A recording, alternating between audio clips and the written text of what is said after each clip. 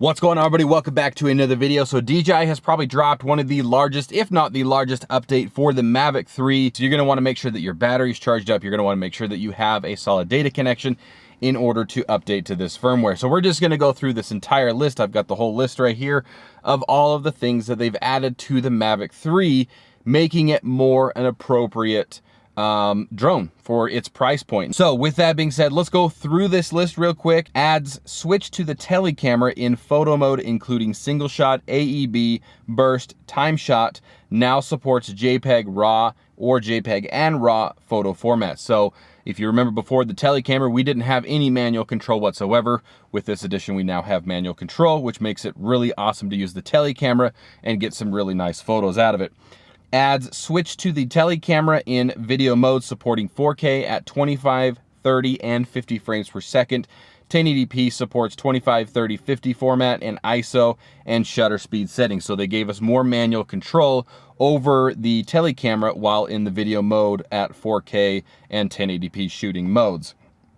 Adds HLG for the Hasselblad camera. You remember, there's two cameras on the Mavic 3. The Hasselblad is the main camera, and then we have the Tele camera, and those two terms are going to be used frequently as we go through this list. So the Hasselblad camera now has an HLG format. I haven't done a ton of work with the HLG format, but from my understanding, it's more of like an HDR type of setting that allows you to have a little bit more control over the types of footage that you're shooting.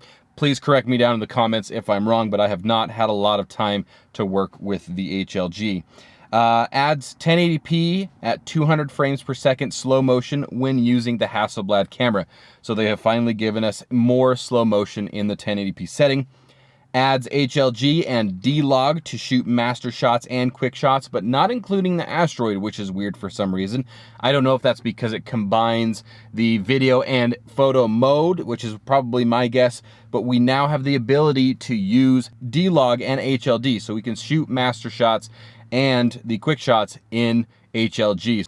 Digital zoom reaches up to 3 times in normal video mode when using the Hasselblad camera. I just did a little bit of flight here. You can now zoom up to basically 7 times. Adds supports to focus track, quick shots, not including asteroid again, master shots, and hyperlapse of the aircraft when the wide angle lens is mounted. I haven't purchased the wide angle lens. I haven't used that. I'm not sure exactly what that entails, aside from the added support with the wide angle. My guess is there was an electronic sensing that if you had that lens mounted, you were not able to use those modes. Now you can. I do not have the Cine model, so these these 2 or 3, I don't have any experience on. I won't be able to test any of those, but they've added ProRes 422 and ProRes 422 LT format to the Hasselblad camera on the Mavic 3 Cine. Adds 1 second option to the interval time setting when using the hyperlapse on the Mavic 3 Cine as well. They've added DJI Mavic 3 D-Log to record in Rec. 709 Vivid LUT, providing a more vivid color.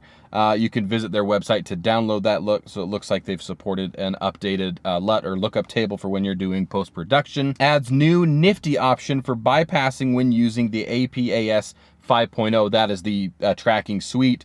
I haven't played around with the Nifty option yet. I've seen a few videos of basically comparing it to a drunk version of the active track. I haven't played a lot around with that yet, but the option comes into play if dynamic footage is your priority.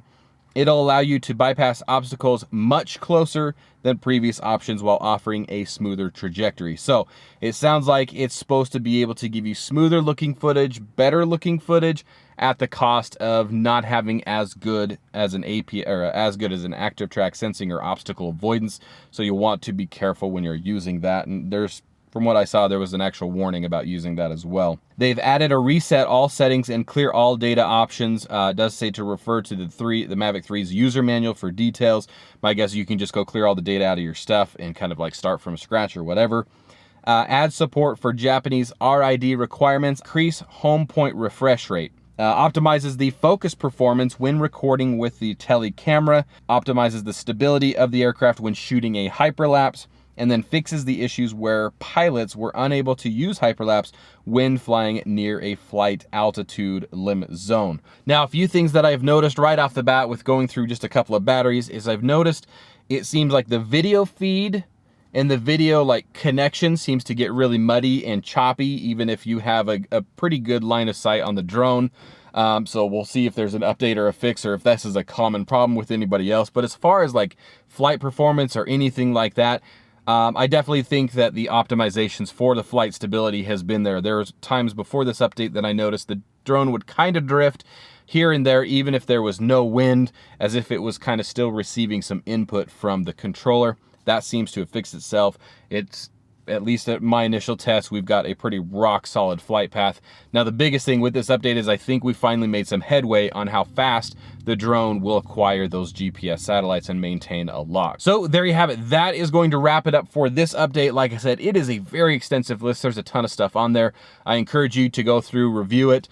So far, the tests aside from the video transmission are pretty good.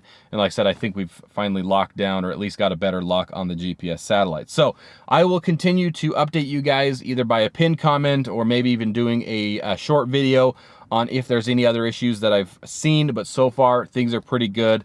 Like I said, I've got a couple of batteries through this thing and everything was just fine. So hopefully this video helped. If it did, be sure to like, share, and subscribe, all those things. It certainly helps us grow the channel.